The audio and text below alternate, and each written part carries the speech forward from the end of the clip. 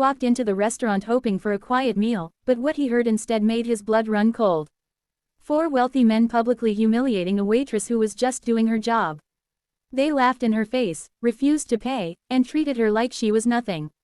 What they didn't know was that the quiet man sitting in the corner, watching everything, was the billionaire who owned the entire franchise. And what he did next changed every life in that room. Before we dive in, make sure to subscribe because these true-to-life stories will keep you on the edge of your seat every single time. The restaurant was a warm pocket of noise and comfort on an otherwise chilly evening. People gathered over burgers, steaks, and tall glasses of soda, while the lights glowed a soft amber against the polished wood floors. Behind the counter moved Emma Collins, a 29-year-old waitress who had been working double shifts for months. She was quiet, always polite, always smiling, even on the days when she wanted to collapse. Her mother was recovering from surgery, bills were piling up, and every tip mattered. But that night, fate decided to give her a test far harsher than she deserved. At table 9 sat 4 men dressed in sharp suits, each wearing gold watches that nearly sparkled under the restaurant lights. They were regulars, always loud, always dismissive, always leaving the place looking like someone had torn through it. Today was no different. Throughout their meal, they cracked crude jokes, left their plates scattered, and complained loudly about every little thing Emma did. When she brought their check, she approached with the same gentle voice she used with everyone. "Here's your bill whenever you're ready." She placed it down carefully. The first man pushed back his chair dramatically, nearly knocking her tray from her hand. "We don't pay for service like this," he said. The others laughed, enjoying the humiliation on her face. "Yeah," another added, "people like you should be grateful we even showed up here. Maybe it helps boost your tip jar charity or whatever." Emma stood frozen, fingers tightening on the checkbook, cheeks burning in embarrassment. Other customers began staring, the room slowly silencing as the laughter of the 4 men grew louder. She tried again, voice trembling. "I'm sorry if anything." "Save it," the tallest man interrupted. "Just move aside." They began to walk toward the door, loud, arrogant, completely confident they would get away with it. This wasn't the first time they'd insulted her, but it was the worst. Emma felt her eyes sting. She had worked all day with barely a break. She did everything right. And still, she was being treated as if she didn't matter. Then a voice cut through the restaurant. "Calm, low, cold. That's interesting," the man said, stepping away from a corner booth. "Considering I own this place." The entire room went still. Emma turned, confused. She had never seen him before. Tall, well-dressed but understated, not flashy like the 4 men. His face was firm, expression controlled, yet his eyes burned with protective anger. He picked up the check from Emma's shaking hand and walked toward the men who had frozen halfway to the exit. The ringleader scoffed. "And who exactly are you supposed to be?" "Richard Hale," he said simply. "Owner of Hale Dining Group. Meaning every restaurant in this city with that logo on the door is mine." A hush spread across the room. People whispered. Some even took out their phones. This wasn't something you saw every day. Richard held the check between 2 fingers. "Turn around," he said. His tone wasn't loud, but it was powerful enough to make the 4 men stop breathing for a second. "Apologize to her, then pay every cent." Their faces drained of color, but the moment that followed wasn't simple compliance. Because this confrontation, it was just the beginning. Within hours, Richard would learn that the disrespect wasn't random, and Emma wasn't just an overworked waitress. She was connected to a secret that would turn this entire situation upside down. The largest of the 4 men forced a smile that looked more like a grimace. "Look, man, we were just joking around," he said. "No harm meant." "You humiliated her in front of an entire room," Richard replied. "Apologize properly, right now." Their arrogance cracked. One by one, muttering half-hearted apologies, they approached Emma. She didn't lift her eyes, too overwhelmed by everything happening around her. After their forced apologies, they paid their bill without another word and left the restaurant in a hurry. The moment they stepped outside, the entire room exhaled. Some customers clapped softly, others whispered praise toward Richard. But Richard wasn't focused on the audience. He approached Emma gently. "Are you all right?" She nodded, though her hands still trembled. "Thank you," she whispered. "Nobody ever stands up to them." Richard's expression hardened. "They come here often, every week," she said quietly. "But they're connected. The manager doesn't want trouble, so he just tells me to ignore them." Connected. Richard didn't like the sound of that. He called the manager from the back office. The man rushed out quickly, wiping his hands on his shirt, nervousness radiating from every step. "Sir, I didn't know you were visiting today, or else you would have stopped customers from being abused," Richard asked sharply. The manager's mouth opened, then closed. Richard exhaled deeply. "We'll talk later." He turned back to Emma. "Come sit for a moment." She hesitated, but he nodded reassuringly. They sat in an empty booth, and for the first time, Richard got a close look at her. Exhaustion clung to her, but so did strength. Something about her seemed familiar, though he couldn't place it. "You handled that with more grace than anyone could have asked of you," he said. "What's your name?" "Emma Collins." Richard's eyebrows lifted slightly. "Collins." She nodded. "My dad used to work in this restaurant years ago. Back before the ownership changed." A twist formed in Richard's stomach. He remembered that name. Not fully, not clearly, but something about the Collins family had drifted through his office years ago, something connected to the previous owner before Richard purchased the chain. Before he could ask more, the front doors swung open again. The four men had returned. But this time, they weren't laughing.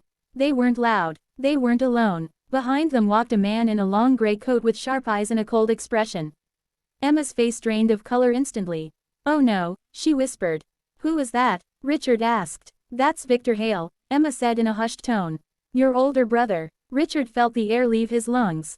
His brother, the one who had cut ties with him years ago, the one who always found a way to turn every situation into leverage, was standing in his restaurant.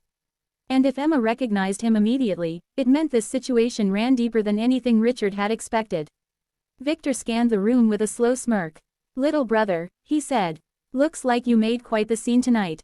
And just like that, Richard realized something unsettling. The four wealthy men didn't return with Victor by accident. They were connected to him. And that meant intimidation wasn't their end goal. It was just their opening move. Richard stood slowly, shoulders tense. Victor approached with a deliberate slowness, the kind that suggested complete control. He glanced at Emma, briefly, then focused on Richard. "You embarrassed my clients," Victor said. "Your clients humiliated an employee," Richard replied. "An employee," Victor repeated with mocking emphasis. "You have no idea what you're stepping into." Emma swallowed hard. She tried to retreat, but Richard subtly moved to block Victor's line of sight. "What do you want?" Richard asked. "A conversation," Victor said. "Outside." Richard refused. "Say whatever you need to say here." Victor's jaw twitched. "You always were stubborn." He leaned in closer. "You think rescuing a waitress makes you a hero. You think you're protecting her. You're not. You're dragging her into something she doesn't understand." Emma flinched. "I don't understand what?" Victor smirked. "Ask him," he said. "Ask your new savior why the name Collins keeps showing up in old ownership files." Richard felt a sharp sting of realization. The memory finally clicked. Emma's father, Daniel Collins, was the former manager who had been wrongfully fired by the previous owner after reporting financial fraud. The owner who sold the chain to Richard. The owner who later disappeared under mysterious circumstances. Richard looked at Emma, heart heavy. "Your father," he tried to expose something.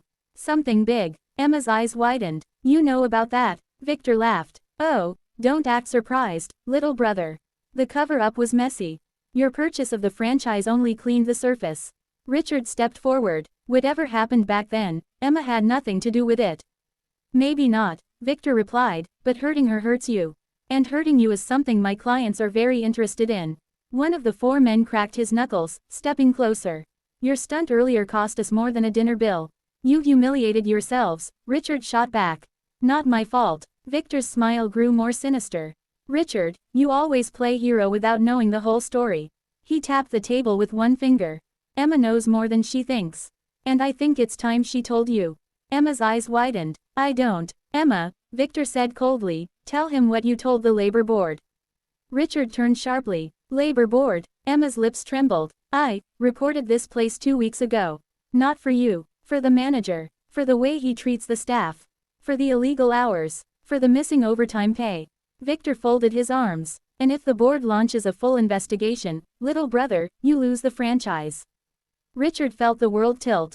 Not because of the report, but because Emma had been trying to fight injustice long before he arrived.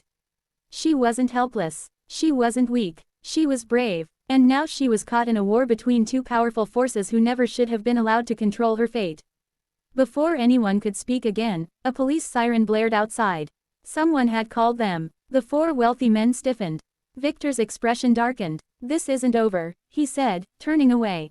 "For any of us." As the doors closed behind them, Richard finally let out a breath. He turned to Emma. She looked terrified, not of Victor, but of what she had just confessed. Richard placed a steady hand on the table. "Emma, thank you for telling the truth. And I promise you, whatever happens next, I'm not leaving you to face it alone." But he had no idea how dangerous Victor's next move would be.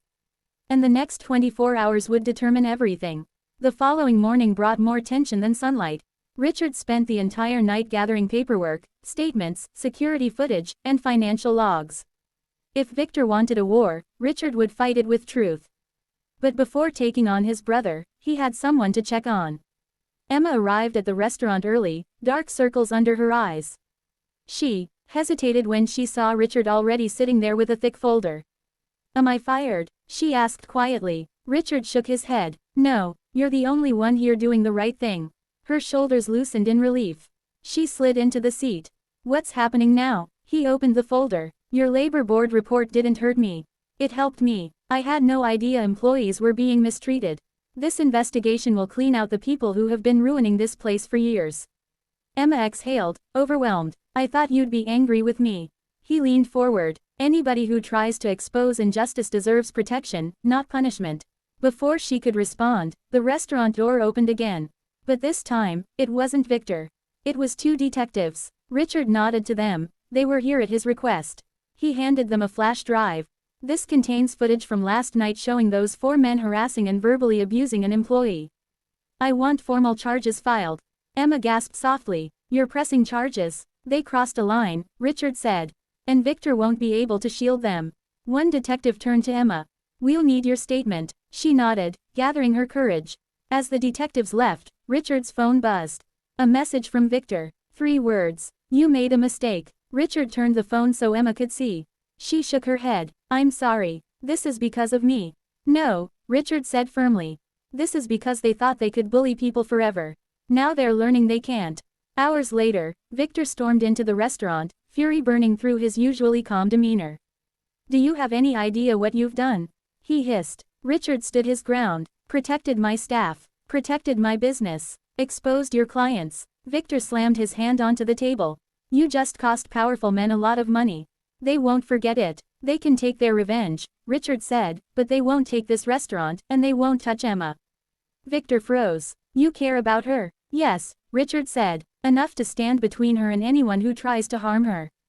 A flicker of something, maybe guilt, maybe jealousy, crossed Victor's face. "You always did choose the wrong people," he muttered. "No," Richard said. "I choose the honest ones." Something in those words struck Victor deeper than he expected. His jaw tightened. Without another word, he turned and walked away, leaving behind the empire he had once tried to control. For the first time, the restaurant felt peaceful again. Days later, the police arrested the 4 wealthy men based on witness statements and evidence. The manager who ignored harassment complaints resigned under pressure. Emma was promoted to supervisor with a significant raise. The labor board investigation cleared Richard of wrongdoing and highlighted his willingness to fix long-standing problems. But the biggest twist came when Richard discovered something hidden in the old ownership files, proof that Emma's father had been framed years earlier. Richard personally helped clear his name and restore his reputation. When Emma heard the news, tears streamed down her face. "You didn't have to do all of this," she whispered. Richard smiled gently. "You spent years standing alone. Now you don't have to." The story ended the way few expected. A billionaire standing beside a once silenced waitress, righting the wrongs that had followed her family for years. A moment born from humiliation turned into justice, healing, and unexpected connection. And in that small restaurant, a new chapter began, one built not on wealth or intimidation but on honesty, courage, and respect that could not be bought. Before the narrator faded out, one final message appeared. Tell me in the comments from which part of the country you're watching this video.